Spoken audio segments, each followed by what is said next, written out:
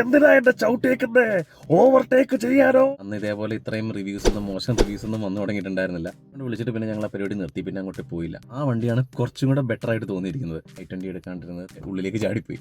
എന്നിട്ട് പിന്നെ ഞാൻ റിവേഴ്സ് അടിച്ചു. ടാറ്റയുടെ വണ്ടികൾ മോശമാണ്, സർവീസ് മോശമാണ്, 3rd ഗിയറിലും 4th ഗിയറിലും 5th ഗിയറിലും വലിച്ചുകൊണ്ടേയിരിക്കും. പക്ഷെ ഒരിക്കലും അങ്ങനെ ഒരു കസ്റ്റമറിനെ മിസ്ഗൈഡ് ചെയ്യാൻ അങ്ങനെ ചെയ്യരുത്. അറൗണ്ട് 10 lakhs നല്ലൊരു ഫ്യൂൽ എഫിഷ്യൻ്റ് ആയിട്ടുള്ള പവർഫുൾ വണ്ടി നമുക്ക് എടുക്കാനില്ല. ഹായ് ഫ്രണ്ട്സ്, ഇന്ന് ഞാൻ എൻ്റെ ആൾട്രോസ് ഡീസലിൻ്റെ റിവ്യൂ ആയിട്ടാണ് കേട്ടോ വന്നിരിക്കുന്നത്.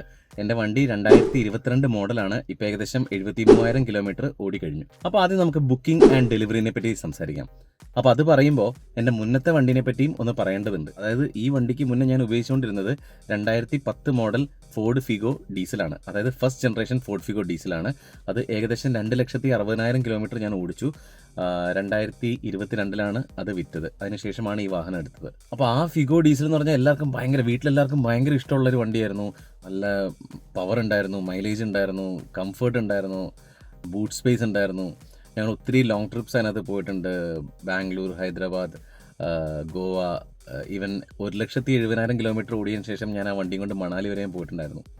അപ്പോൾ അതേപോലെ അത്രയും നമുക്ക് പ്രിയപ്പെട്ടൊരു വണ്ടിയായിരുന്നു ആ കാറ്. അപ്പോൾ അതിന് സിമിലർ ആയിട്ടുള്ളൊരു കാറ് തന്നെ ആയിരുന്നു ഞങ്ങൾക്ക് എടുക്കാൻ താല്പര്യം. കാര്യം എനിക്കും വൈഫിനും പേഴ്സണലി SUVസിനോട് വലിയ താല്പര്യമില്ല. അപ്പോൾ അതുകൊണ്ട് ഹാച്ച് ബാക്സ് തന്നെയായിരുന്നു താല്പര്യം. അപ്പോൾ അതേവരെ ഒരു ഫോർഡ് യൂസറായിരുന്ന ഞങ്ങൾക്ക് ടാറ്റയുടെ വണ്ടികളുടെ പുതിയ സ്റ്റൈലിഷ് ഡിസൈൻസ് എല്ലാം വളരെ ഇഷ്ടപ്പെട്ടിരുന്നു. കൂടാതെ വണ്ടികളും നല്ലതാണ് എന്നുള്ളൊരു അഭിപ്രായമുണ്ട്. അന്ന് ഇതേപോലെ ഇത്രയും മോശം റിവ്യൂസ് ഒന്നും വന്നു തുടങ്ങിയിട്ടുണ്ടായിരുന്നില്ല. അപ്പോൾ അതൊക്കെ നമുക്ക് വഴിയേ പറയാം. അപ്പോൾ അങ്ങനെ എൻ്റെ വീട് മൂവാറ്റുപുഴയാണ്. അപ്പോൾ ഇവിടെ ടൗണിൽ തന്നെ ഒരു ഡീലറുണ്ട്. അപ്പോൾ അവരുടെ അടുത്ത് ഞാനും വൈഫും കൂടെ ചെന്നു. അവിടെ ചെന്ന് കഴിഞ്ഞപ്പോൾ അവർ നമ്മളെ ഒരു കണ്ട ഭാവമില്ല. ഒരു കസ്റ്റമർ ഒരു ഡീലർഷിപ്പിൽ വന്നേക്കണതായിട്ട് ഒരു രീതിയിൽ നമ്മളെ ഒരാൾ വന്നിട്ടുണ്ടെന്ന് പോലും അവർ തിരിച്ചറിയുന്നില്ല. അങ്ങനെ കുറച്ച് നേരം നമ്മളവിടെ നിന്ന് അവരുടെ അടുത്തൊക്കെ ചോദിച്ചു, നമ്മളിങ്ങനെ വണ്ടി നോക്കാൻ വേണ്ടി വന്നതാണ് എന്നൊക്കെ പറഞ്ഞപ്പോൾ അവർ പറഞ്ഞു, സെയിൽസ് എക്സിക്യൂട്ടീവ് പുറത്തേക്ക് പോയതാണല്ലോ, കുറച്ച് കഴിയുമ്പോൾ വരും എന്നൊക്കെ പറഞ്ഞു. അങ്ങനെ കുറച്ച് കഴിയുമ്പോൾ ആൾ വന്നില്ല. എന്നിട്ട് അവസാനം ഞങ്ങൾ അദ്ദേഹത്തിൻ്റെ നമ്പർ ഞങ്ങൾക്ക് തന്നു. അങ്ങനെ ഞങ്ങൾ വീട്ടിൽ പോയി വിളിച്ചിട്ട് കിട്ടിയില്ല. അതിനുശേഷം ഒരാഴ്ച കഴിഞ്ഞ് വിളിച്ചു, അപ്പോഴും കിട്ടിയില്ല. 2 ആഴ്ച കഴിഞ്ഞ് വിളിച്ചു, അപ്പോഴും കിട്ടിയില്ല. പിന്നെ ഒരാഴ്ച കൊണ്ട് വിളിച്ചിട്ട് പിന്നെ ഞങ്ങൾ ആ പരിപാടി നിർത്തി, പിന്നെ അങ്ങോട്ട് പോയില്ല. അതിനുശേഷം ഗോകുലം ടാറ്റ കോലഞ്ചേരിയിലാണ് അവർക്കൊരു ഔട്ട്ലെറ്റ് ഉള്ളത്. അപ്പോൾ അവിടെ ഞങ്ങൾ പോയില്ല. അവിടുത്തെ നമ്പർ എടുത്തിട്ട് ഞങ്ങൾ അവരെ വിളിച്ചിരുന്നു. അപ്പോൾ അപ്പോൾ അവരെ റീസെൻ്റായിട്ട് കുറേ വണ്ടികൾ ഇറങ്ങിയിട്ടുണ്ടായിരുന്നില്ല. നെക്സൺ EV ടെസ്റ്റ് ഡ്രൈവ് ചെയ്തു, ടിഗോർ EV ടെസ്റ്റ് ഡ്രൈവ് ചെയ്തു, Punch petrol automatic test drive ചെയ്തു, Tiago petrol automatic test drive ചെയ്തു, പിന്നെ ആൾട്രോസ് ഡീസൽ ടെസ്റ്റ് ഡ്രൈവ് ചെയ്തു. അപ്പോൾ ഇത്രയും വെഹിക്കിൾസ് നമ്മൾ ടെസ്റ്റ് ഡ്രൈവ് ചെയ്തു. EV എടുക്കാൻ സമയമായിട്ടില്ല എന്നുള്ളൊരിത് കൊണ്ട് അത് രണ്ടും ടിഗോറും നെക്സണും മാറ്റി നിർത്തി. പിന്നെ പഞ്ച് ഞാൻ പറഞ്ഞല്ലോ, ഓൾറെഡി ഞങ്ങൾക്ക് ഒരു ഹാച്ച് ബാക്സിനോടായിരുന്നു താല്പര്യം. അപ്പോൾ അത് ടെസ്റ്റ് ഡ്രൈവ് ചെയ്യാൻ വേണ്ടി അങ്ങ് ടെസ്റ്റ് ഡ്രൈവ് ചെയ്തതാണ്. കാരണം ആ വെഹിക്കിൾ അവിടെ ഉണ്ടായിരുന്നു. അപ്പോൾ അത് കണ്ടപ്പോൾ ഒരു പുതിയ വണ്ടിയാണല്ലോ, അപ്പോൾ അതുകൊണ്ട് ടെസ്റ്റ് ഡ്രൈവ് ചെയ്തതാണ്.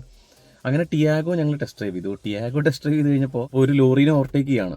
അപ്പോൾ ഈ വണ്ടീനെ ഓവർടേക്ക് ചെയ്യാനായിട്ട് ഞങ്ങൾ കാല് ഒറ്റയടിക്കങ്ങ് ഞാൻ ഫ്ലോർ ചെയ്തപ്പോഴേക്കും ഈ വണ്ടി അങ്ങോട്ടേക്ക് ഇരച്ചിട്ട് നമ്മുടെ സിനിമാ നടൻ ജനാർദ്ദനൻ്റെ പോലെ, ഓ നീ എന്തിനാ എന്റെ ചവിട്ടേക്കുന്നേ?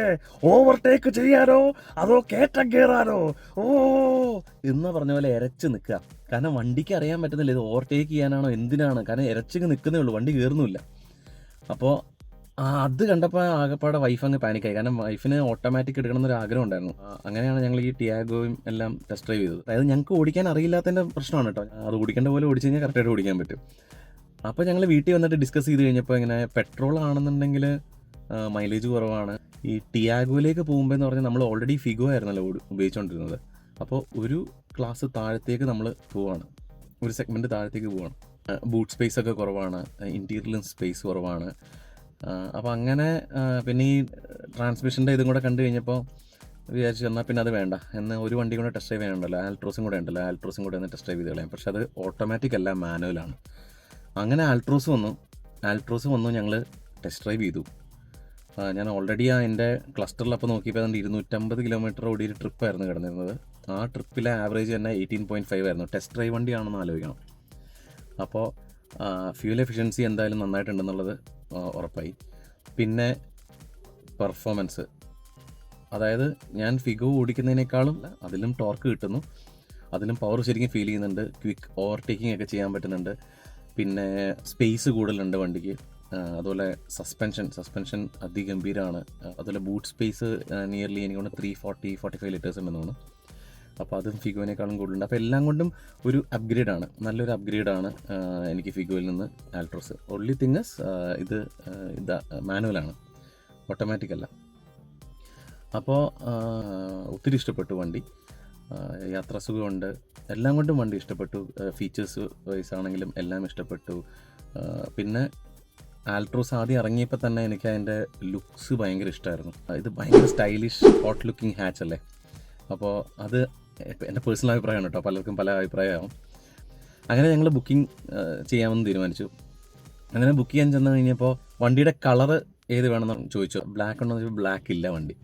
കാരണം അന്ന് ആൾട്രോസ് ഡാർക്ക് എഡിഷൻ ഇറങ്ങി തുടങ്ങിയിട്ടുണ്ടായിരുന്നു. അപ്പോൾ അവർ പറഞ്ഞ് ഡീസലില്ല, അത് ഇറങ്ങുന്നുണ്ട് നെക്സ്റ്റ് മന്തോ അതോ 15-20 ഡേയ്സ് കഴിയുമ്പോഴേക്കെന്തോ ഡീസൽ ആൾട്രോസ് ഡാർക്ക് എഡിഷൻ ഇറങ്ങുന്നുണ്ടെന്ന് പറഞ്ഞു. അപ്പോൾ എന്നാൽ നമ്മൾ വെയിറ്റ് ചെയ്യാമെന്ന് കരുതി. വെയിറ്റ് ചെയ്തു. അങ്ങനെ കേരളത്തിലെ ഫസ്റ്റ് ഡീസൽ ഡാർക്ക് എഡിഷൻ വണ്ടി നമ്മളാണ് ഡെലിവറി എടുത്തത്. അത് മാർച്ച് 2022 കേട്ടോ വണ്ടി എടുത്തത്. അന്ന് ഓൺ റോഡ് 11.5 ആയിരുന്നു. കാരണം ഇൻഷുറൻസ് ഞാൻ പുറത്തുനിന്ന് എൻ്റെ ഒരു ഫ്രണ്ട് വഴിയാണ് എടുത്തത്. പ്ലസ് എക്സ്റ്റൻഡഡ് വാറൻറ്റി ഒരു 2 ഇയേഴ്സും കൂടെ എടുത്തു. അതിന് അറൗണ്ട് 20,000 ആയത്. അപ്പോൾ അങ്ങനെയാണ് ഈ വണ്ടി ഡെലിവറി എടുത്തത്. ഇനി പെർഫോമൻസ് ആൻഡ് ഫ്യൂൽ എഫിഷ്യൻസി. ഈ വണ്ടിയുടെ എൻജിൻ സ്പെക്ക് പറയുകയാണെന്നുണ്ടെങ്കിൽ 89 PS 200 Nm ടോർക്കുമാണ്. റിവോ ടോർക്ക് എഞ്ചിനാണ് ടാറ്റ അതിനെ പേരിട്ടിരിക്കുന്നത്. ഇത് നമ്മുടെ നെക്സണിൽ വരുന്ന സെയിം എഞ്ചിനാണ്. നെക്സണിൽ 260 Nm ടോർക്കും എനിക്ക് തോന്നുന്നു 110 PS ആണ് പവർ എന്ന് തോന്നുന്നു.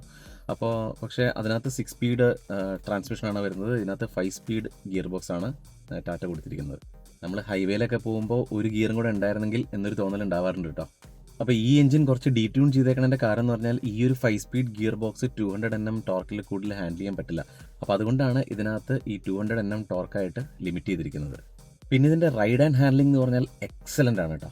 റൈഡ് ആൻഡ് ഹാൻഡ്ലിംഗ് അടിപൊളിയാണ്. പക്ഷേ ഞാൻ നമ്മുടെ പഴയ ഫിഗോ വെച്ച് നോക്കുമ്പോൾ എനിക്ക് ആ വണ്ടിയാണ് കുറച്ചും കൂടെ ബെറ്റർ ആയിട്ട് തോന്നിയിരിക്കുന്നത്. ആ വണ്ടിയുടെ ഒരു ഹാൻഡ്ലിംഗ് ഒക്കെ ഒരു നെക്സ്റ്റ് ലെവലാണ് ഇത് വെച്ച് നോക്കുമ്പോൾ. പക്ഷേ ഇത് മോശമാണെന്നല്ല, ഇതും അടിപൊളി തന്നെയാണ്. അപ്പോൾ ഞാൻ വണ്ടി എടുക്കാൻ നേരം എൻ്റെ ഒരു മെയിൻ ഫാക്ടർ എന്ന് പറഞ്ഞാൽ എനിക്ക് പെർഫോമൻസിൽ കോംപ്രമൈസ് ചെയ്യാൻ പറ്റില്ല, അതേപോലെ തന്നെ ഫ്യൂൽ എഫിഷ്യൻസി. അപ്പോൾ ഇത് രണ്ടും കിട്ടുന്ന ഒരു വണ്ടി എന്ന് പറഞ്ഞാൽ അത് EV ആണ്. പക്ഷേ EVയിൽ നമ്മളധികം താല്പര്യം ഉണ്ടായില്ല. കാര്യം EV ഇറങ്ങി തുടങ്ങിയ സമയമാണ്. കൂടാതെ നമ്മൾ ലോങ് ട്രിപ്സ് ഫ്രീക്വൻ്റ് ആയിട്ട് ചെയ്യുന്ന ആൾക്കാരാണ്. അപ്പോൾ അതുകൊണ്ട് തന്നെയും EV ഒരു നമ്മുടെ ഒരു ഓപ്ഷനിൽ ഉണ്ടായിരുന്നില്ല. പിന്നെ ഉള്ളത് ഡീസലാണ്. കാരണം പെട്രോളിൻ്റെ പ്രശ്നം എന്ന് വെച്ചാൽ ടർബോ പെട്രോൾ എടുത്താലാണ് നല്ല പെർഫോമൻസ് കിട്ടുള്ളൂ. ആ പെർഫോമൻസ് കിട്ടുമ്പോൾ നമ്മൾ പെട്രോൾ വണ്ടിയാണെങ്കിൽ കാല് കൊടുത്ത് ഓടിച്ചു കഴിഞ്ഞാൽ അതേപോലെ മൈലേജ് ഡ്രോപ്പ് ആവും. പക്ഷേ ഡീസലിൻ്റെ ഒരു അഡ്വാൻറ്റേജ് എന്ന് പറഞ്ഞു കഴിഞ്ഞാൽ നമുക്ക് എങ്ങനെയൊക്കെ ഈ വണ്ടി എങ്ങനെയൊക്കെ ചവിട്ടി പിടിച്ച് ഓടിച്ചു കഴിഞ്ഞാലും നമുക്കൊരു 18 കിലോമീറ്റർ മൈലേജ് കിട്ടും. അപ്പോൾ അത് എനിക്ക് എന്തായാലും വേണമെന്നുണ്ടായിരുന്നു. അപ്പോൾ അങ്ങനെ ഡീസൽ ഹാച്ച് ബാക്കായിട്ട് പിന്നെ ഉണ്ടായിരുന്ന 2 വണ്ടികൾ ഡീസൽ ആൾട്രോസും i20 ആയിരുന്നു. i20യുടെ ടോർക്ക് ഫിഗേഴ്സും പവർ ഫിഗേഴ്സൊക്കെ ഇതിൽ മേലെയാണ്. പക്ഷേ എനിക്ക് പേഴ്സണലി ഹ്യുണ്ടയുടെ എർഗണോമിക്സ് എനിക്ക് അത്ര അങ്ങ് താല്പര്യമില്ല. അപ്പോൾ അതുകൊണ്ടാണ് ഞാൻ ഹ്യുണ്ടൈ i20 എടുക്കാണ്ടിരുന്നത്. തന്നെയല്ല 1.5 ലക്ഷം രൂപ കൂടുതലുമായിരുന്നു. എനിക്ക് അതിലും ഇഷ്ടപ്പെട്ടത് ആൾട്രോസ് ആണ്. പിന്നെ ഇതിൻ്റെ എൻജിൻ റിഫൈൻമെൻറ്റ് എന്ന് പറഞ്ഞാൽ അത്ര നല്ല റിഫൈൻഡ് എൻജിൻ അല്ല ആൾട്രോസിൻ്റെ. അത്യാവശ്യം നല്ല നോയ്സൊക്കെ ഉണ്ട്. പക്ഷേ ആ എൻജിൻ നല്ല പവർഫുള്ളാണ്. പക്ഷേ ഈ റിഫൈൻമെൻറ്റ് ഇല്ലാത്തത് കൊണ്ട് അതിൻ്റേതായ ഒച്ചയും ബഹളമൊക്കെ ഉണ്ട്. അപ്പോൾ തന്നെ വീട്ടുകാർക്ക് ഒരു ഇന്ന സ്പീഡിൻ്റെ മേളിൽ പോകുമ്പോൾ അല്ലെങ്കിൽ ഒരു ഇന്ന RPMത്തിൻ്റെ മേളിൽ പോകുമ്പോൾ അവർ ആ ബുദ്ധിമുട്ട് പ്രകടിപ്പിക്കാറുണ്ട് കേട്ടോ, ഈ ഒച്ച കൂടുതലായതുകൊണ്ട്. പിന്നെ ഇതിൻ്റെ മിഡ് റേഞ്ച് വളരെ സ്ട്രോങ് ആണ്. കാര്യം നമുക്ക് ഓവർടേക്ക് ചെയ്യാനൊക്കെ ആയിട്ട് വളരെ ഈസിയാണ്. വളരെ കോൺഫിഡൻ്റ് ആയിട്ട് നമുക്ക് ഓവർടേക്ക് ചെയ്യാൻ പറ്റും. പിന്നെ ഇതിൻ്റെ സ്റ്റിയറിംഗ് വളരെ പ്രിസൈസ് ആണ്, വെൽ വെയ്റ്റഡ് ആണ്. എനിക്കിതിനകത്ത് ഏറ്റവും ഇഷ്ടപ്പെട്ടൊരു കാര്യം എന്താണെന്ന് വെച്ചാൽ വണ്ടി മൂവ് ചെയ്യാത്തപ്പോൾ ശരിക്കും നമ്മൾ പറയാറില്ല ഒരു ചെറുവിരൽ മതി ഇതിൻ്റെ സ്റ്റിയറിംഗ് തിരിക്കാനായിട്ട്. അപ്പോൾ അത് സ്പീഡിനനുസരിച്ച് വളരെ ടൈറ്റ് ആവുന്നുണ്ട്. അത് ഒരുവിധം എല്ലാ വണ്ടികളിലും ഉണ്ടാവും. പക്ഷേ നമുക്ക് ഹൈ സ്പീഡ്സിലും ഒരു പെട്ടെന്നൊരു 6 മൂവ്മെൻ്റ് ഒക്കെ വേണമെന്നുണ്ടെങ്കിൽ അത് മാനുവർ ചെയ്യാൻ വളരെ എളുപ്പമായിട്ടാണ് തോന്നുന്നത്. വണ്ടി നമ്മുടെ കയ്യിൽ തന്നെ നിൽക്കുന്ന പോലെ തന്നെയാണ് എനിക്ക് ഫീൽ ചെയ്തേക്കുന്നത്. ഫ്യൂൽ എഫിഷ്യൻസി ഞാൻ പറഞ്ഞല്ലോ, ഞാൻ അന്ന് ആ ടെസ്റ്റ് ഡ്രൈവ് വെഹിക്കിളിൽ കണ്ട പോലെ തന്നെ അവരങ്ങനെ അത്രയും പൊളിച്ചടക്കി ഓടിച്ചിട്ടായിരിക്കും അവർക്ക് 18 കിലോമീറ്റർ മൈലേജ് എന്ന് കാണിച്ചിരിക്കുന്നത്. അപ്പോൾ അതേപോലെ തന്നെയാണ് എനിക്കിപ്പോഴും. ഞാൻ ശരിക്കും അഗ്രസീവായിട്ട് ഓടിച്ചു കഴിഞ്ഞാൽ ഒരു 18.5 ഒക്കെയാണ് കിട്ടുന്നത്. അതല്ല, ഞാൻ ഓൾറെഡി ഒരു മൈലേജ് ടെസ്റ്റ് ചെയ്ത വീഡിയോ കിടപ്പുണ്ട്. ഒരു റിയൽ ലൈഫ് മൈലേജ് ടെസ്റ്റ് ചെയ്ത വീഡിയോ ഓൾറെഡി നിങ്ങൾ കണ്ടു കാണും. അതേപോലെ ലൈറ്റ് ഫുട്ടഡായിട്ട് ഓടിച്ചു കഴിഞ്ഞാൽ ഏകദേശം അതിൽ പറഞ്ഞേക്കുന്ന മൈലേജാണ് കിട്ടുന്നത്. അതല്ല, ഇപ്പോൾ ഹൈവേസിലൊക്കെ പോവുകയാണെന്നുണ്ടെങ്കിൽ ഫസ്റ്റ് ഞാൻ വണ്ടി എടുത്തിട്ട് 3-ാം ദിവസം ചെന്നൈക്കാണ് പോയത്. അന്ന് പോയിട്ട് വന്നപ്പോൾ എനിക്ക് കിട്ടിയത് 25 km/ലിറ്ററാണ് മൈലേജ് കിട്ടിയത്. പിന്നെ ഇതിൻ്റെ NVH ലെവൽസൊക്കെ എനിക്ക് കുറച്ചും കൂടെ ഫിഗോയിൽ നിന്നും മോശമായിട്ടാണ് കേട്ടോ തോന്നിയിരിക്കുന്നത്. ഒരു RPM-ൻ്റെ മേളിൽ വണ്ടി ഓടിക്കുമ്പോൾ എൻജിൻ്റെ സൗണ്ട് ഉള്ളിലേക്ക് വരുന്നതും കുറച്ച് കൂടുതലായിട്ടാണ് എനിക്ക് ഫീൽ ചെയ്യുന്നത് ഈ വണ്ടിക്ക് കമ്പയർഡ് ടു ഫിഗോ. പിന്നെ ഇതിൻ്റെ ഇൻസുലേഷൻ എനിക്ക് കമ്പയർഡ് ടു ഫോർഡ് ഫിഗോ, ഞാനെല്ലാം ഫിഗോ ആയിട്ട് കമ്പയർ ചെയ്യാൻ കാര്യം അതിന് മുന്നേ ഉള്ള വണ്ടി ഫിഗോ ആയതുകൊണ്ടാണ്. അപ്പോൾ കമ്പയർഡ് ടു ഫിഗോ ഇതിൻ്റെ ഇൻസുലേഷൻ കുറച്ചും കൂടെ മോശമാണെന്നാണ് എനിക്ക് ഫീൽ ചെയ്യുന്നത്. കാര്യം ഫിഗോയിൽ നമ്മൾ പാട്ടൊക്കെ അത്യാവശ്യം വോളിയത്തിൽ വെച്ച് കഴിഞ്ഞാലും പുറത്ത് കേൾക്കത്തില്ലായിരുന്നു. ഇതിൻ്റെ ഒരു പകുതി മുക്കാൽ ഭാഗം വോളിയത്തിൽ നമ്മൾ വെച്ച് കഴിഞ്ഞാൽ എന്തായാലും പുറത്ത് കേൾക്കാൻ പറ്റും. അപ്പോൾ അത് എനിക്ക് ഇതിൻ്റെ ഒരു ഡിസഡ്വാൻറ്റേജ് ആയിട്ടാണ് തോന്നുന്നത്. അടുത്തത് സർവീസ്. ഇതിൻ്റെ 15,000 കിലോമീറ്റേഴ്സിലാണ് ഇതിൻ്റെ സർവീസ് വരുന്നത്. കൂടാതെ 7,500 ഇതിൻ്റെ ഒരു ചെക്കപ്പും വരുന്നുണ്ട്. ശരിക്കും പറഞ്ഞു കഴിഞ്ഞാൽ 7,500 നമ്മൾ സർവീസ് തന്നെ, അതായത് എല്ലാ 7,500 നമ്മൾ കൊണ്ട് ചെല്ലണം. ഇതാണ് സംഭവം. എല്ലാ 15,000 ഓയിൽ ചേഞ്ച് ചെയ്താൽ മതി എന്നാണ് ടാറ്റ പറയുന്നത്. പക്ഷേ ഞാൻ എല്ലാ 7,500 ഓയിൽ ചേഞ്ച് ചെയ്യാറുണ്ട്. ഏകദേശം ഒരു 6,000 രൂപ എടുത്താണ് ഒരു സർവീസിന് എനിക്ക് സർവീസ് കോസ്റ്റ് വരുന്നത്. പിന്നെ ഈ പറഞ്ഞ കേരളത്തിൽ ടാറ്റയ്ക്ക് വെയർ ഹൗസ് ഇല്ലെന്നാണ് ഞാൻ പറഞ്ഞ് കേട്ടേക്കുന്നത്. അപ്പോൾ അതുകൊണ്ട് തന്നെ ഒരു ആക്സിഡൻ്റ് ഒക്കെ സംഭവിച്ചു കഴിഞ്ഞ് കഴിഞ്ഞാൽ പാർട്സ് വരാനായിട്ട് ഭയങ്കര താമസമുണ്ട്. ഒരിക്കൽ എൻ്റെ വണ്ടി ഒരു കുഴിയിൽ ചടി, കുഴിയല്ല ഡീറ്റെയിലിംഗ് ഷോപ്പായിരുന്നു ആദ്യമായിട്ട് അവിടെ ചെല്ലുന്നത്. അപ്പോൾ കയറ്റം കയറിയതിന് ശേഷം നേരെ ചെല്ലുമ്പോഴേക്കും ഇവിടെ നമ്മുടെ ആ വണ്ടി കയറ്റിയിട്ട് നമ്മൾ ലിഫ്റ്റ് ചെയ്യുന്ന ഒരു റെയിലുണ്ടല്ലോ, അപ്പോൾ അതുണ്ടായിരുന്നു. എനിക്ക് കാണാൻ പറ്റില്ല, കാരണം വണ്ടിയുടെ ഗ്ലാസ്സിലേക്ക് ഗ്ലെയർ അടിക്കുമായിരുന്നു. എൻ്റെ ഡാഷ് ക്യാം വിഷലുണ്ട്, ഞാൻ കാണിച്ചുതരാം. അപ്പോൾ അതിനകത്ത് കയറി ഞാൻ വണ്ടി സ്ട്രൈറ്റ് ആക്കിയപ്പോഴേക്കും എനിക്കൊരു മാറ്റായിട്ട് അത് തോന്നിയത്. ഞാൻ ആ മാറ്റിൽ കയറണ്ടെന്ന് എഴുതി സൈഡിലേക്ക് എടുത്തപ്പോഴേക്കും അതിൻ്റെ ഉള്ളിലേക്ക് ചാടിപ്പോയി. എന്നിട്ട് പിന്നെ ഞാൻ റിവേഴ്സ് അടിച്ചു. അങ്ങനെ ബമ്പറിൻ്റെ അടിവശം കുറച്ച് പൊട്ടിയായിരുന്നു. ഈ ബമ്പർ ഓർഡർ ചെയ്തിട്ട് ഏകദേശം 45 ദിവസം ഇരുന്നിട്ടും സാധനം വന്നില്ല. അവസാനം അത് സ്റ്റിച്ച് ചെയ്യുകയാണ് ചെയ്തത്. കാരണം എൻ്റെ വണ്ടി ഓൾറെഡി ഞാൻ സെറാമിക് കോട്ട് ചെയ്തിട്ടുണ്ടായിരുന്നു. അപ്പോൾ അതുകൊണ്ട് ഈ ബമ്പർ ഇനി എടുത്തു കഴിഞ്ഞാൽ വീണ്ടും സെറാമിക് കോട്ടൊക്കെ ചെയ്യണ്ടേ. അപ്പോൾ ഇത് അടിയിലൊരു ചെറിയ ഡാമേജ് ഉണ്ടായിരുന്നു. അപ്പോൾ അത് മാത്രമാണ് ഒരു ആക്സിഡൻ്റ് എന്ന് പറഞ്ഞ് ഈ വണ്ടിക്ക് വന്നേക്കുന്ന ഒരു കാര്യം. പിന്നെ എനിക്ക് പറയാനുള്ളൊരു പ്രധാനപ്പെട്ട കാര്യമുണ്ട്. കാരണം എല്ലാവരും ടാറ്റയെ പറ്റി സംസാരിക്കുമ്പോൾ ടാറ്റയുടെ വണ്ടികൾ മോശമാണ്, സർവീസ് മോശമാണ്, അങ്ങനെ ഒത്തിരി കാര്യങ്ങൾ പറഞ്ഞ് കേൾക്കാറുണ്ട്. അപ്പോൾ അത് ഓരോരുത്തരുടെ അഭിപ്രായമായിരിക്കാം. പിന്നെ കൂടുതൽ ആൾക്കാർ ടാറ്റ വണ്ടിയെ പറ്റി ഓൺലൈനിൽ പോസ്റ്റ് ചെയ്യുമ്പോൾ അതിനെപ്പറ്റി പറയുന്നതാവാം. ഇത് പല അഭിപ്രായം ഉണ്ടാവും കേട്ടോ. ഞാൻ എൻ്റെ പേഴ്സണൽ അഭിപ്രായമാണ് ഞാനിവിടെ പറയുന്നത്. ഇപ്പോൾ നെക്സൺ ഇ വിയൊക്കെ പറ്റി ഭയങ്കര നെഗറ്റീവ് അഭിപ്രായമാണ് കാണുന്നത്. പക്ഷേ എനിക്ക് പേഴ്സണലായിട്ട് അറിയുന്നതും എൻ്റെ ഫ്രണ്ട് സർക്കിളിൽ ഉള്ള ഫ്രണ്ട്സിന് അറിയാവുന്ന നെക്സൺ ഇ വിയും ഒക്കെ ഒത്തിരി ഉണ്ട്. അവർക്കൊന്നും ഞാൻ ഇങ്ങനെ ഇത്രയും പ്രോബ്ലംസ് ഉള്ളതായിട്ടോ ഒന്നും കണ്ടിട്ടില്ല. പിന്നെ ഞാൻ മനസ്സിലാക്കുന്നൊരു കാര്യം എന്താ വെച്ചാൽ ടാറ്റയുടെ സെയിൽസ് വളരെ പെട്ടെന്നാണ് ഷൂട്ടപ്പ് ചെയ്തത്. അപ്പോൾ അങ്ങനെ ഷൂട്ടപ്പ് ചെയ്ത് കഴിയുമ്പോൾ നാച്ചുറലി ഇത്രയും സ്കിൽഡ് ആയിട്ടുള്ള ടെക്നീഷ്യൻസിനെ സ്കിൽഡ് ആക്കാനായിട്ട് അവർക്കൊരു സമയം വേണം. അപ്പോൾ ഇപ്പോൾ ഇവിടെ തന്നെ ഗോകുലത്തിൽ ആദ്യം EV സർവീസ് ചെയ്യാനായിട്ട് ടെക്നീഷ്യൻസ് വളരെ കുറവായിരുന്നു. അപ്പോൾ അവിടെ നിന്ന് ആൾ വരണമായിരുന്നു സർവീസ് ചെയ്യാനായിട്ട്. അപ്പോൾ അങ്ങനെയുള്ള ഇഷ്യൂസാണ് ആദ്യം ഉണ്ടായിരുന്നത്. കൂടാതെ ഇവരുടെ പ്രോഡക്റ്റ് ഒരിക്കലും മോശമാണെന്ന് എനിക്ക് തോന്നിയിട്ടില്ല. കാരണം ഇപ്പോൾ ഏത് വണ്ടിയാവട്ടെ ആ പ്രോഡക്റ്റ് നല്ലതാണ്. പക്ഷേ ഇതേപോലെ സർവീസ് സെൻറ്ററുകളിൽ ആൾക്കാർ സ്കിൽഡ് അല്ലാത്തത് കാരണം, അല്ലെങ്കിൽ സ്കിൽഡ് ആക്കാൻ പറ്റാത്തത് കൊണ്ട്, അല്ലെങ്കിൽ ഇത്രയും റഷ് കൊണ്ട് ആയിരിക്കാം ഒരുപക്ഷെ ഇങ്ങനെയൊക്കെ സംഭവിക്കുന്നത്. എനിക്ക് തോന്നുന്നു ഒരിക്കൽ പഞ്ചിനോ മറ്റോ മാരുതിയേക്കാളും കൂടുതൽ സെയിൽസ് വന്ന മാസങ്ങളുണ്ടായിരുന്നു. അപ്പോൾ നമ്മൾ ഏത് സർവീസ് സെൻറ്ററിൽ ചെന്നാലും ഭയങ്കര തിരക്കാണ്. ആ തിരക്കും ഒരു കാരണമാണ്. അപ്പോൾ ഞാൻ പറഞ്ഞെന്താ വെച്ചാൽ എനിക്ക് ടാറ്റയുടെ പ്രോഡക്ട്സ് മോശമാണെന്ന് ഒരു അഭിപ്രായമില്ല. പക്ഷേ ഈ സർവീസ് ചെല്ലുമ്പോൾ ഇങ്ങനത്തെ ഇഷ്യൂസ് ഫേസ് ചെയ്യണത് ഈ ഒരു കാരണം കൊണ്ടാവാം എന്നാണ് ഞാൻ വിചാരിക്കുന്നത്. ഭാവിയിൽ അത് ശരിയാവും എന്ന് ഞാൻ വിശ്വസിക്കുന്നു. പിന്നെ ഈ പറഞ്ഞ പോലെ ഒരു 100 നെക്സൺ EV കസ്റ്റമേഴ്സിനെ എടുത്തു കഴിഞ്ഞാൽ അതിനകത്ത് 5 പേർക്കൊരു ഉണ്ടെങ്കിൽ അവർ 5 പേരും അതെടുത്ത് യൂട്യൂബിൽ വീഡിയോ ഇട്ട് കഴിഞ്ഞാൽ എല്ലാ വണ്ടിക്കും പ്രശ്നമുണ്ട് എന്ന് വിചാരിക്കുന്നത് സ്വാഭാവികമല്ലേ. പിന്നെ ഞാൻ കഴിഞ്ഞ വീഡിയോയിലും മറ്റേ മൈലേജ് ടെസ്റ്റിൻ്റെ വീഡിയോയിലും പറഞ്ഞ പോലെ തന്നെ എല്ലാ വണ്ടിയും അതിൻ്റേതായ രീതിയിൽ ഏറ്റവും ബെസ്റ്റ് തന്നെയാണ്. പിന്നെ ഈ പറഞ്ഞാലും ഇതെല്ലാം മാൻ മെയ്ഡ് സാധനങ്ങളാണല്ലോ, മെഷീൻസ് ആണല്ലോ. അപ്പോൾ എന്തെങ്കിലും പ്രശ്നമൊക്കെ കുറച്ചധികം വണ്ടികൾ ഉണ്ടാക്കുമ്പോൾ 1-2 വണ്ടിക്ക് എന്തെങ്കിലും പ്രശ്നങ്ങളൊക്കെ ഉണ്ടാവാം. അതിപ്പോൾ ടാറ്റ എന്നല്ല, ഏത് ബ്രാൻഡിനും അങ്ങനെ പ്രശ്നങ്ങളുണ്ടാവാം. അത് സംഭവിക്കാവുന്നൊരു കാര്യമാണ്. അതേപോലെ ടാറ്റയിൽ വർക്ക് ചെയ്യുന്ന ഒരാൾ തന്നെ പറഞ്ഞ കേസാണ് കേട്ടോ. അതായത് ഇവരുടെ പ്രീ ഡെലിവറി ഇൻസ്പെക്ഷൻ PDI വളരെ മോശമാണ്. കാര്യം എല്ലാ വണ്ടികൾക്കും ആദ്യത്തെ ഒരാഴ്ച തന്നെയാണ് എന്തെങ്കിലും പ്രശ്നങ്ങളൊക്കെ വരുന്നത്. അതായത് ഇപ്പോൾ ഒരു കപ്ലർ ലൂസ് ആയതുകൊണ്ട് വണ്ടി സ്റ്റാർട്ട് ആവാണ്ടിരിക്കുക, അല്ലെങ്കിൽ റിമോട്ട് ബാറ്ററി ഇല്ലാത്തതുകൊണ്ട് വണ്ടി ഓപ്പൺ ആവാണ്ടിരിക്കുക. ഇപ്പോൾ കൂടുതലും EVക്കാണ് സെയിൽസ് എന്നാണ് അവർ പറയുന്നത്. അതേപോലെ പ്രോപ്പർ ട്രെയിനിങ് കൊടുക്കാത്ത പുതിയ വേരിയൻസും മോഡൽസൊക്കെ ഇറക്കുമ്പോൾ അത് സോർട്ട് ഔട്ട് ചെയ്യാനുള്ള ഇവരുടെ ബുദ്ധിമുട്ടും അദ്ദേഹം എന്നോട് പറഞ്ഞിരുന്നു. ഞാൻ ഈ വണ്ടിക്ക് മാർക്ക് ഇടുകയാണെന്നുണ്ടെങ്കിൽ അതിനകത്ത് ഏറ്റവും റാങ്ക് 1 ആയിട്ട് ഇടുന്നത് സസ്പെൻഷൻ ആയിരിക്കും. കാരണം ഇതിൻ്റെ സസ്പെൻഷൻ എനിക്ക് ഫീൽ ചെയ്തേക്കുന്നത് ഒരു ബാലൻസ്ഡ് സസ്പെൻഷൻ ആയിട്ടാണ്. അതായത് തീരെ സോഫ്റ്റും അല്ല, തീരെ സ്റ്റിഫും അല്ല.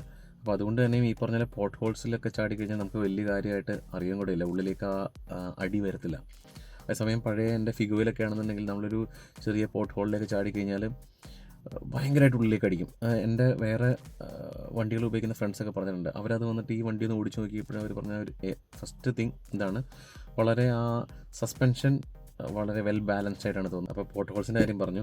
അതേപോലെ തന്നെ ഹൈവേസിലൊക്കെ ആണെന്നുണ്ടെങ്കിൽ, ഹൈ സ്പീഡ്സിലൊക്കെ ആണെന്നുണ്ടെങ്കിൽ നമുക്ക് ഈ വണ്ടികളുടെ ഇടയിൽ കൂടെ കയറി പോകാനൊക്കെ ആയിട്ടാണെങ്കിലും വളരെ കോൺഫിഡൻ്റ് ആയിട്ട് നമുക്ക് കയറി പോകാൻ പറ്റും. അതൊക്കെയാണ് സസ്പെൻഷൻ്റെ കാര്യം. പിന്നെ കംഫർട്ട് എന്ന് പറഞ്ഞാൽ ഞാൻ പറഞ്ഞില്ല, 5 പേർക്ക് വളരെ കംഫർട്ടബിൾ ആയിട്ട് ഇരിക്കാൻ പറ്റും. Even 3 full car seat, child car seat നമുക്ക് വെച്ചിട്ട് ട്രാവൽ ചെയ്യാൻ പറ്റും. അപ്പോൾ സാധാരണ വിഡ്ത്ത് കുറവുള്ള വണ്ടികളിലാണെന്നുണ്ടെങ്കിൽ നമുക്ക് ഒരു പക്ഷേ അങ്ങനെ വെച്ചാൽ ഡോർ അടയ്ക്കാൻ പറ്റില്ല. പക്ഷേ ഇതിനകത്ത് കംഫർട്ടബിളായിട്ട് ആ സീറ്റുകൾ വെച്ചിട്ട് അവർക്ക് യാത്ര ചെയ്യാൻ പറ്റും. പിന്നെ ഈ വണ്ടിക്ക് ഇത് ഡാർക്ക് എഡീഷൻ ആയതുകൊണ്ട് ഇത് ഫുൾ ഡാർക്കാണ്. അതായത് ഡാഷ്ബോർഡും റൂഫും ഒക്കെ ഡാർക്കാണ്. അപ്പോൾ നമുക്കൊരു ടാങ്കിനകത്ത് ഇരിക്കുന്ന പോലെയാണ് ഇതിനകത്ത് ഇരിക്കുമ്പോൾ ഫീൽ ചെയ്യുക. അപ്പോൾ ഇച്ചിരി ക്ലസ്ട്രോഫോബിയ ഉള്ളവരാണെങ്കിൽ അവർക്ക് ഇച്ചിരി ബുദ്ധിമുട്ടാവും. കാരണം ഇച്ചിരി അടച്ചുപൂട്ടിയിരിക്കുന്ന പോലെയാണ്. എൻ്റെ ബ്രദർ പറയാറുണ്ട് റിയർ സീറ്റിലൊക്കെ ഇരിക്കുമ്പോൾ ഇച്ചിരി ബുദ്ധിമുട്ട് തോന്നാറുണ്ടെന്ന്. പിന്നെ ഇതിൻ്റെ ഫീച്ചേഴ്സിനെ പറ്റി പറയുകയാണെന്നുണ്ടെങ്കിൽ ഞാൻ ബാക്കിയുള്ളവർ പറയുന്ന പോലെ പറയുന്നില്ല കേട്ടോ. കാര്യം അതൊക്കെ എല്ലാവരും വീഡിയോസിൽ പറയുന്നതല്ലേ. അപ്പോൾ ഇതിൻ്റെ മ്യൂസിക് സിസ്റ്റം, സൗണ്ട് സിസ്റ്റം അടിപൊളിയാണ് കേട്ടോ, അതൊന്നും പറയാനില്ല. പിന്നെ ഇതിനൊരു IRA ആപ്പ് ഉണ്ട്. അത് ഞാൻ ഓൾറെഡി ഒരു ഷോർട്ട് വീഡിയോയിൽ ഞാൻ പറഞ്ഞിരുന്നു. അപ്പോൾ അതൊരു നല്ലൊരു സേഫ്റ്റി ഫീച്ചറായിട്ടാണ് എനിക്ക് തോന്നിയിരിക്കുന്നത്. കാര്യം നമുക്ക് നമ്മുടെ വണ്ടിയിൽ വണ്ടി എവിടെയാണെന്നും, വണ്ടി എങ്ങനെ പോകുന്നു, വണ്ടി എങ്ങനെയൊക്കെ ട്രാവൽ ചെയ്യുന്നു, ആരെങ്കിലും എടുത്തുകൊണ്ട് പോയാൽ അറിയാനും ഇമ്മൊബിലൈസ് ചെയ്യാൻ വരെ നമുക്ക് അതിനകത്ത് ഓപ്ഷൻ ഉണ്ട്. അപ്പോൾ അത് ഒരു എക്സലൻ്റ് സേഫ്റ്റി ഫീച്ചറായിട്ടാണ് എനിക്ക് ഫീൽ ചെയ്തേക്കുന്നത്. പിന്നെ ഇതിൻ്റെ പെർഫോമൻസിൻ്റെ കാര്യം പറയുമ്പോൾ നമ്മുടെ 1.5 TDC ഫിഗോ ഇല്ലേ, അപ്പോൾ അതായിട്ട് വളരെ ക്ലോസ് ആയിട്ട് നിൽക്കുന്നൊരു വണ്ടിയായിട്ടാണ് എനിക്ക് തോന്നിയിരിക്കുന്നത്, അല്ലെങ്കിൽ അതിൻ്റെ തൊട്ട് താഴെ. അപ്പോൾ അങ്ങനെയാണ് എനിക്കിതേവരെ ഓടിച്ചതിൽ നിന്ന് എനിക്ക് മനസ്സിലാക്കുന്ന ഒരു കാര്യം. പിന്നെ ഇതിൻ്റെ ട്രാക്ഷൻ കൺട്രോൾ ഭയങ്കരമായിട്ട് ഇൻ്റർഫിയർ ചെയ്യുന്നൊരു ട്രാക്ഷൻ കൺട്രോളാണ്. അതായത് നമ്മളിപ്പോൾ ഒരു സിഗ്നലിൽ നിന്നൊക്കെ പെട്ടെന്ന് എടുക്കുമ്പോൾ നമുക്ക് ബാക്കി ഉള്ള ട്രാക്ഷൻ കൺട്രോൾ ഇല്ലാത്ത വണ്ടി എടുക്കുന്ന പോലെ അത്രയും വീൽ സ്പിൻ ചെയ്ത് അത്രയും ക്വിക്കായിട്ട് നമുക്ക് എടുക്കാൻ പറ്റില്ല. അപ്പോൾ അതുകൊണ്ട് തന്നെ ഈ വണ്ടിയും കൊണ്ട് ഇപ്പോൾ നമ്മൾ ഡ്രാഗ് റേസൊക്കെ നോക്കിക്കഴിഞ്ഞാൽ മിക്കവാറും തോക്കാനാണ് ചാൻസ്. പക്ഷേ ഒരു റോളിംഗ് റേസ് നടത്തി കഴിഞ്ഞാലാണ് ഈ വണ്ടിയുടെ ആക്ച്വൽ പെർഫോമൻസ് അറിയാൻ പറ്റുക. ഇത് ഞാൻ പറയാൻ കാര്യം, നമ്മൾ ഹൈവേസിൽ പോകുമ്പോൾ അത് ശരിക്കും ഫീൽ ചെയ്തിട്ടാണ്. കാരണം മിഡ് റേഞ്ച് വളരെ സ്ട്രോങ് ആണെന്ന് ഞാൻ പറഞ്ഞായിരുന്നല്ലോ. അതിനുശേഷം വണ്ടി 3rd ഗിയറിലും 4th ഗിയറിലും 5th ഗിയറിലും വലിച്ചുകൊണ്ടേയിരിക്കും. അത് നമുക്ക് എവിടെയും ഒരു ലാഗോ കാര്യങ്ങളൊന്നും ഫീൽ ചെയ്യില്ല. അപ്പോൾ അത് ഞാൻ പറയാൻ വിട്ടുപോയൊരു കാര്യമാണ്, അതുകൊണ്ടാണ് ഇപ്പോൾ ആഡ് ചെയ്യണം കേട്ടോ. പക്ഷേ ഫോർഡിൻ്റെ എഞ്ചിനായിട്ട് ഇത് കമ്പയർ ചെയ്യാൻ പറ്റില്ല. കാരണം ഫോർഡിൻ്റെ എഞ്ചിൻ വളരെ റിഫൈൻഡ് ആണ്. ബേസിക്കലി ഞാനൊരു ഫോർഡ് എന്തൂസിയാസ്റ്റ് ആണ് കേട്ടോ. ഞാൻ വണ്ടി എടുക്കുന്ന സമയത്ത് ഫോർഡിന് ഒരു ഡീസൽ ഹാച്ച് ബാക്ക് ഉണ്ടായിരുന്നെങ്കിൽ, ഈവൻ ഫ്രീ സ്റ്റൈലൊക്കെ എനിക്ക് വളരെ ഇഷ്ടമുള്ള വണ്ടിയായിരുന്നു. അപ്പോൾ അതുണ്ടായിരുന്നെങ്കിൽ അതായിരുന്നു എടുക്കുള്ളൂ. പക്ഷേ ഞാൻ വണ്ടി എടുക്കുന്നതിന് മുന്നേ ഫോർഡ് ഇന്ത്യ വിട്ടുപോയി. പിന്നെ സോഫ്റ്റ്വെയർ ഗ്ലിച്ചസ് ഇടയ്ക്ക് ഈ വണ്ടിയിൽ ഉണ്ടാവാറുണ്ട്. ഇപ്പോൾ ഒത്തിരി നാളായിട്ട് എനിക്ക് അങ്ങനെ ഒരു ഗ്ലിച്ചസ് ഒന്നും ഫീൽ ചെയ്തിട്ടില്ല. മേ ബി വല്ല അപ്ഡേറ്റിൽ മാറിയതാണോന്ന് അറിയില്ല. കാര്യം ചിലപ്പോൾ റിവേഴ്സ് അടിക്കുമ്പോൾ ബ്ലാങ്ക് സ്ക്രീൻ ആയിരിക്കും കാണുന്നത്. അപ്പോൾ അത് നമ്മൾ ഒന്ന് വണ്ടി ഓഫ് ചെയ്തിട്ട് ഓൺ ആയി കഴിഞ്ഞാൽ ശരിയായിക്കോളും. അപ്പോൾ അങ്ങനെയുള്ള ചെറിയ ഗ്ലിച്ചസൊക്കെ ഇനീഷ്യലി ഉണ്ടായിരുന്നു, അതൊക്കെ ഇപ്പോൾ മാറിയിട്ടുണ്ട്. ഇനി ഈ സർവീസ് സെൻറ്ററിനെ പറ്റി പറയുമ്പോൾ വേറൊരു കാര്യം കൂടെ പറയാനുണ്ട്. ഞാൻ ആദ്യം പറഞ്ഞിരുന്നല്ലോ, എൻ്റെ വീടിൻ്റെ അടുത്തൊരു സർവീസ് സെൻറ്ററിലാണ് ഡീലർഷിപ്പിലാണ് ഞാൻ ആദ്യം പോയി വണ്ടി എടുക്കാൻ തീരുമാനിച്ചതെന്ന്. അപ്പോൾ അവർ നിർത്തിപ്പോയായിരുന്നു കേട്ടോ. അവർ നിർത്തിപ്പോയി. ഞാൻ ചെയ്തിരുന്നത് ഗോകുലത്തിലാണ് സർവീസ് ചെയ്തിരുന്നത്. അതെനിക്ക് തൊടുപുഴ വരെ പോകണമായിരുന്നു. തൊടുപുഴയിലാണ് ഞാൻ സർവീസ് ചെയ്തിരുന്നത്. അതിനുശേഷം മൂവാറ്റുപുഴയിൽ മറ്റൊരു ഡീലർ സർവീസ് സെൻറ്റർ സ്റ്റാർട്ട് ചെയ്തു. അപ്പോൾ ഞാൻ എൻ്റെ 60,000 കിലോമീറ്റർ സർവീസ് അവിടെ ചെയ്യാമെന്ന് കരുതി. അടുത്താണല്ലോ, 3 കിലോമീറ്ററേ ഉള്ളൂ. തൊടുപുഴയ്ക്കാകുമ്പോൾ എനിക്ക് ഒരു 10-30 കിലോമീറ്റർ ട്രാവൽ ചെയ്യണം. അപ്പോൾ വീടിൻ്റെ അടുത്താണല്ലോ എന്ന് കരുതി ഞാൻ അവിടെ കൊടുത്തു. അപ്പോൾ അവിടെ കൊടുത്തിട്ട് അവരൊരു ഫൈൻഡിങ് ആയിരുന്നു, ഗിയർ ബോക്സിൽ ചെറിയൊരു ലീക്ക്. അപ്പോൾ ഈ ലീക്കിൻ്റെ കാര്യം അവർ പറഞ്ഞു അത് നമുക്ക് വാറണ്ടിയിലാണല്ലോ, അപ്പോൾ ടാറ്റയിലേക്ക് അയച്ചിട്ട് നമുക്ക് അത് വാറണ്ടിയിൽ ചെയ്യാം എന്നൊക്കെ പറഞ്ഞു. അപ്പോൾ ഞാൻ വിചാരിച്ചു ഓക്കെ എന്നാൽ ടാറ്റയിലേക്ക് കൊടുത്തിട്ട് അതിൻ്റെ റിപ്ലൈ വന്നതിന് ശേഷം നമുക്ക് വാറണ്ടിയിൽ കിട്ടുവാണെങ്കിൽ അത് ചെയ്യാം, അല്ലാതെ ചെയ്യുകയാണെങ്കിൽ എത്ര രൂപയാവും എന്ന് ചോദിച്ചു. അപ്പോൾ അവർ പറഞ്ഞു അതൊരു ഏകദേശം 20,000 രൂപ എടുത്ത് പണി വരും എന്ന് പറഞ്ഞു. അങ്ങനെ ഞാൻ അവർ എന്നെ കോണ്ടാക്ട് ചെയ്യുന്ന കരുതി എന്നെ കോണ്ടാക്ട് ചെയ്തില്ല. ഞാനൊരു 50 ദിവസം കഴിഞ്ഞ് തിരിച്ചു വിളിച്ചു. അതിൻ്റെ ഇടയ്ക്ക് ഞാൻ വിളിച്ചില്ല, കാര്യം വിട്ടേ പോയി, എനിക്ക് വേറെ ലീക്കും കാര്യങ്ങളൊന്നും ഫീൽ ചെയ്തില്ല. അങ്ങനെ 50 ദിവസമായിട്ട് അവരുടെ സൈഡിൽ നിന്ന് ഒരു റിപ്ലൈ ഇല്ലാത്തത് കൊണ്ട് ഞാൻ അങ്ങോട്ടേക്ക് വിളിച്ചു. അങ്ങനെ 50 ദിവസം കഴിഞ്ഞ് ഞാൻ അവരെ വിളിച്ചപ്പോൾ അവർ പറയുന്നത് ഇന്നയാൾ ലീവാണ്, വാറണ്ടി നോക്കുന്ന ആൾ ലീവാണ്, എക്സിക്യൂട്ടീവ് ലീവാണ്, അങ്ങനെ തട്ടിക്കളിച്ചുകൊണ്ടിരിക്കുക. ഞാൻ പിന്നെ അത് വിട്ടു. ഞാൻ എന്നിട്ട് പിന്നെ ഈ വണ്ടി തൊടുപുഴയിൽ ഗോകുലത്തിൽ കൊണ്ടുപോയി. അവർ നോക്കി കഴിഞ്ഞപ്പോൾ അതൊരു നട്ട് പിരിവെട്ടി കയറിയതായിരുന്നു. അത് മാറ്റി കഴിഞ്ഞപ്പോൾ 20 രൂപയായുള്ളൂ. അപ്പോൾ അത്രേ ഉണ്ടായിരുന്നുള്ളൂ കേസ്. അതിനാണ് ഇവർ ഈ വാറണ്ടി കൊടുത്തേക്കുവാണ് എന്നൊക്കെ പറഞ്ഞ് അങ്ങനെ ചെയ്തത്. കൂടാതെ എൻ്റെ ഫ്രണ്ട് അവിടെ ചെന്ന് കഴിഞ്ഞപ്പോൾ ഈ മോട്ടറിൽ പുതുതായിട്ട് തുടങ്ങിയ സർവീസ് സെൻ്ററിൽ ചെന്ന് കഴിഞ്ഞപ്പോൾ അവർ ഓയിൽ ചേഞ്ച് ചെയ്യുന്നതിന് 8,500 രൂപയാണെന്ന് പറഞ്ഞു, എൻജിൻ ഓയിൽ. അപ്പോൾ എന്നെ വിളിച്ചു. കാരണം ആ ഫ്രണ്ട് ഞാൻ ഡീസൽ ആൾട്രോസ് എടുത്തുകൊണ്ടാണ് അദ്ദേഹം ഡീസൽ ആൾട്രോസ് എടുത്തത്. അപ്പോൾ എൻ്റെ അടുത്ത് ഞാൻ പറഞ്ഞു ഞാൻ മാറുന്ന ഓയിലിന് 3,500 രൂപയുള്ളൂ, സിന്തറ്റിക് ഓയിലാണ്, 0W20 ആണ്. അപ്പോൾ ഇവർ പറയുന്നത് ഇവർ സമ്മതിക്കുന്നില്ല. ഇവർ പറഞ്ഞാൽ അത് സിന്തറ്റിക് ഓയിലല്ല, 0W30 8,500 രൂപയുടെയാണ് സിന്തറ്റിക് ഓയിലുള്ളൂ എന്ന് പറഞ്ഞു. അപ്പോൾ ഞാൻ നെറ്റിൽ നിന്ന് ഓയിലിൻ്റെ ഫോട്ടോ എടുത്ത് അയച്ചു കൊടുത്തു. ഗൂഗിളത്തിൽ നിന്ന് വിളിച്ച് അവരുടെ അടുത്ത് നിന്നും കൺഫർമേഷൻ എടുത്ത് കാണിച്ചു കൊടുത്തു. എന്നിട്ടും അവർ പറയുന്നത് അത് സിന്തറ്റിക് ഓയിലല്ല എന്ന് പറയുന്നത്. എന്നിട്ട് ഈ ഫ്രണ്ട് ഈ ഓയിൽ ചേഞ്ച് ചെയ്യാൻ വേണ്ടി മാത്രമായിട്ട് വീണ്ടും തൊടുപുഴ വരെ പോകേണ്ട വന്നു. അതിനുശേഷമാണ് പിന്നെ ഈ മോട്ടറിലുള്ള പുതിയതായിട്ട് തുടങ്ങിയ ആ ഡീലർഷിപ്പിലെ മാനേജർ വിളിച്ചിട്ട് പറയുന്നത് അത് അവർക്കെന്തോ ഇൻസെൻറ്റീവ് ഉണ്ട്, അപ്പോൾ അതുകൊണ്ടാണ് അവരിങ്ങനെ ചെയ്യുന്നത്. പക്ഷേ ഒരിക്കലും അങ്ങനെ ഒരു കസ്റ്റമറിനെ മിസ്ഗൈഡ് ചെയ്യാൻ അങ്ങനെ ചെയ്യരുത്. കാരണം കസ്റ്റമറിനെ മിസ്ഗൈഡ് ചെയ്യുക എന്ന് പറഞ്ഞാൽ അവർ ചെയ്യുന്ന ഏറ്റവും വലിയ തെറ്റാണ്.